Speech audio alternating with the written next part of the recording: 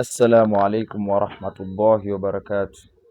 Alhamdulillahi rabbil alamin, wassalatu wassalamu ala rasulillahi sallallahu alaihi wasallam. Amma ba'd, baada ya kumshukuru Mwenyezi Mungu tabaraka wa taala na kumtakia rehma na amani kipenzi chake mtume wetu Muhammadin sallallahu alaihi wasallam, leo tunamshukuru Mwenyezi Mungu tumekutana tena katika kuendeleza darasa letu la namna ya kuanza dua na kumaliza dua.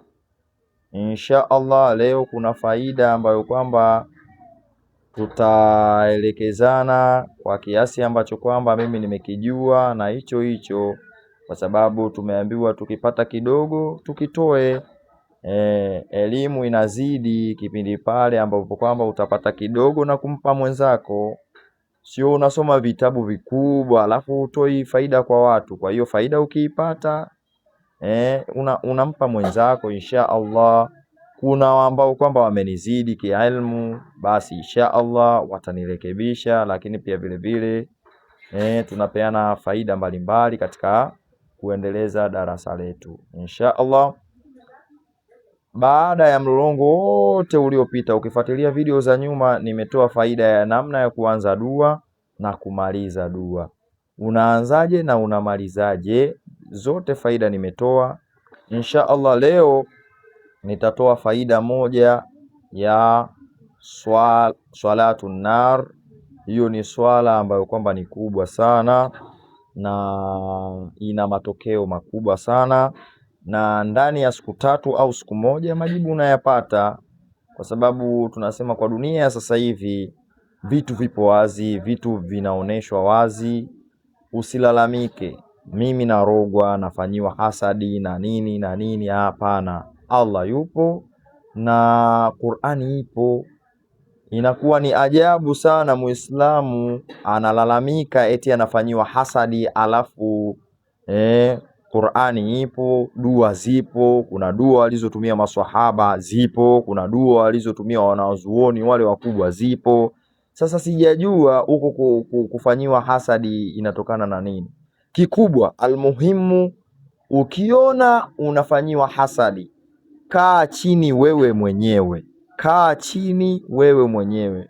Wanawazuoni walikuwa wanakaa chini wenyewe. Maswahaba walikuwa hawaendi kwa mtu, tunasema hawaendi kwa waganga, hawaendi kwa watu ajabu wakawafanyie dua. Walikuwa wanakaa chini na kutawasal kwa Allah na kumtegemea Mwenyezi Mungu, kwa sababu Mwenyezi Mungu anasema bismillahir rahmanir rahim, wa man yatawakkal ala Allah fa huwa hasbu. Na ukiangalia katika aya zake Mwenyezi Mungu anasema fabima rahmatin minallahi lintalahum walau kunta faddan ghalidhal qalbi lamfaddu min hawlik fa'fu anhum wastaghfir lahum washawirhum fil amr fa idha azamta fatawakkal ala Allah inna Allaha yuhibbul mutawakkilina. Allah anasema, tumeona fabima rahmatin minallahi lintalahum, kwa sababu ya rehma iliyoingizwa katika kifua chako ewe Mtume Muhammad, lintalahum, umekuwa laini, kwa sababu Mtume Muhammad sallallahu alaihi wasallam alikuwa anamtaja Mwenyezi Mungu, anamtaja Allah, na pia vile vile cheo chake Mtume Muhammad ni kikubwa. Kwa anamwambia umekuwa laini. Ona, akaendelea kumwambia walau kunta faddan, lau ungekuwa mkavu, tunasema ungekuwa mtu ambaye kwamba mwenye wewe kila kitu ukiambiwa unakuwa mkali, lamfadhu min hawli, wangekukimbia wale wa pembezoni mwako.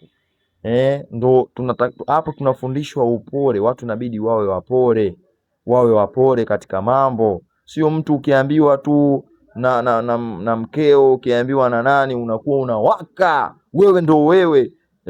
Mwingine unamkuta anasema mimi utanielewaje, mimi mtaa huu hakuna anayenisumbua. Subhanallah, Allah kukuchukua pumzi yako ni dakika 2 tu. Kwa hiyo Mtume Muhammad sallallahu alaihi wasallam kupitia mafundisho ya Allah ametufundisha upole.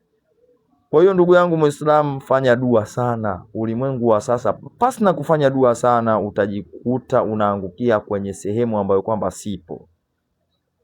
sehemu ambayo kwamba sipo, utaangukia makundi mabaya, kwa sababu dua ufanyi, Mwenyezi Mungu anakuwa hauna ulinzi wa Allah. Kwa hiyo unajikuta unaingia kwenye makundi sipo. Anaweza akaja mtu akakushauri kunywa pombe, akakushauri kufanya mambo machafu.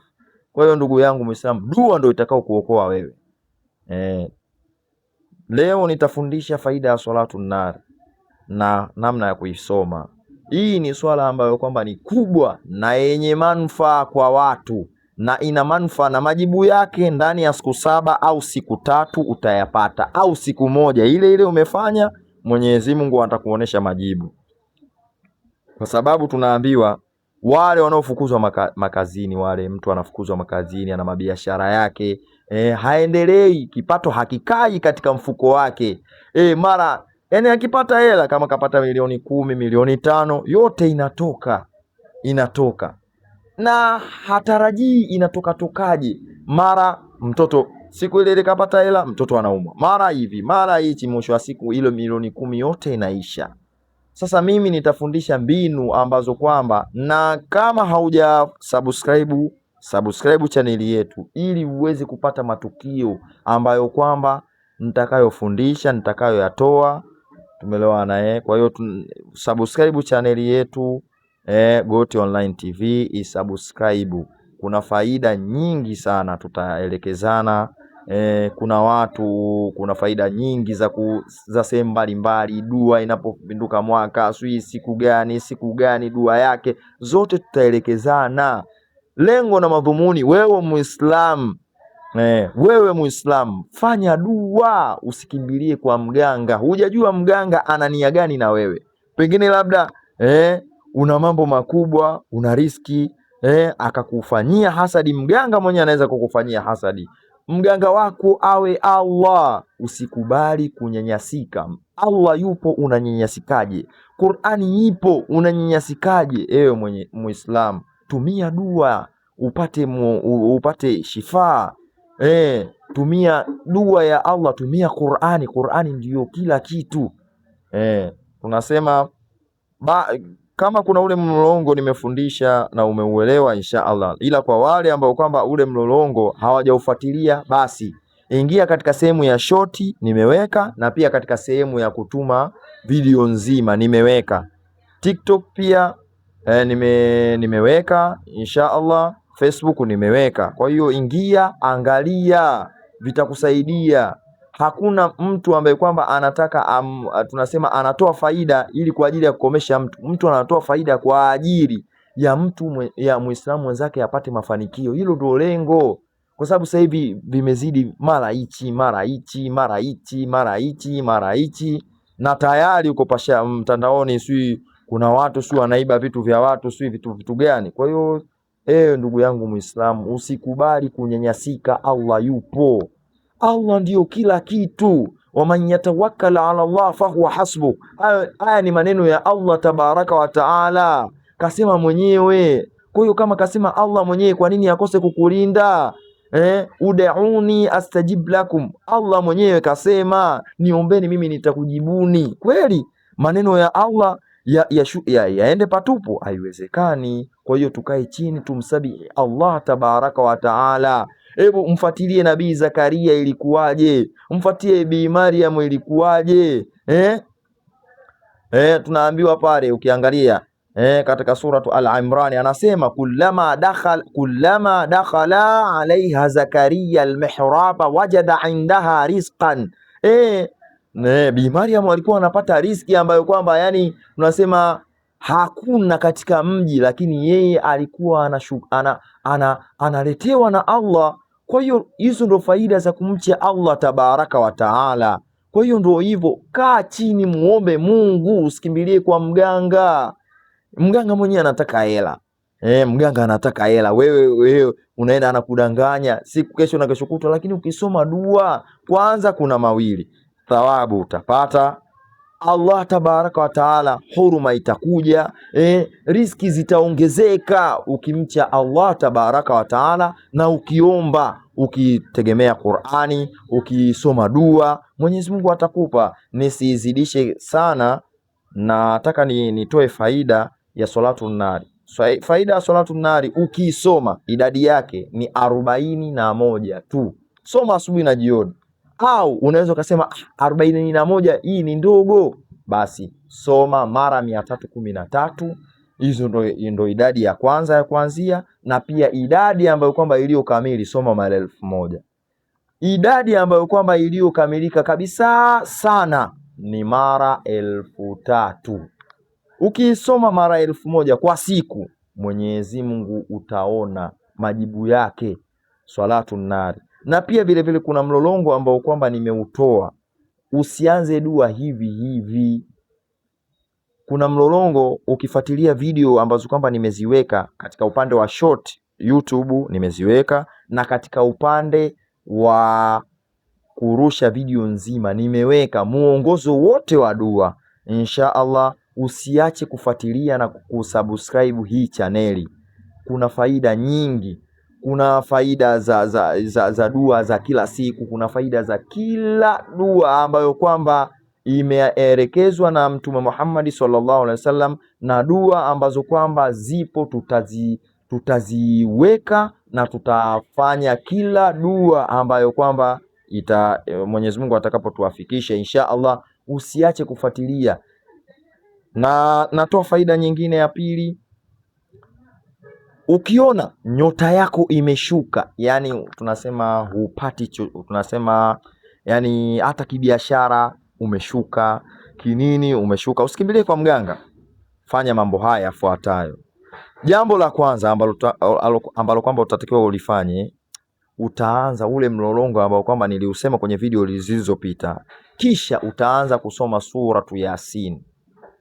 Utasoma suratu Yasin, kisha utakuja suratul Waqi'a, kisha utakuja suratul Mulk. Ukishafanya hivyo, utasoma suratul Fatiha 41. Utakuja utasoma suratul Nasi 7, suratul Falaq 7, suratul Zilzala 7, suratul Qari'a 7. Utasoma suratul Fil 7. Utasoma suratul Tini 7. Kisha utasema la ilaha illa anta subhanaka inni kuntum minadh-dhalimin. La ilaha illa anta subhanaka inni kuntum minadh-dhalimin. La ilaha illa anta subhanaka inni kuntum minadh-dhalimin. Utasoma hiyo mara 313.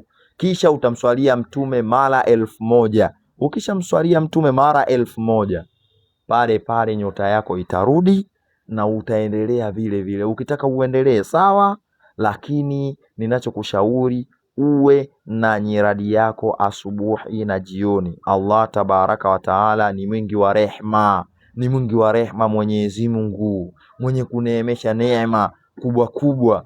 Allah tumsabihi sana, tutakomboka insha Allah. Usiache kufuatilia insha Allah.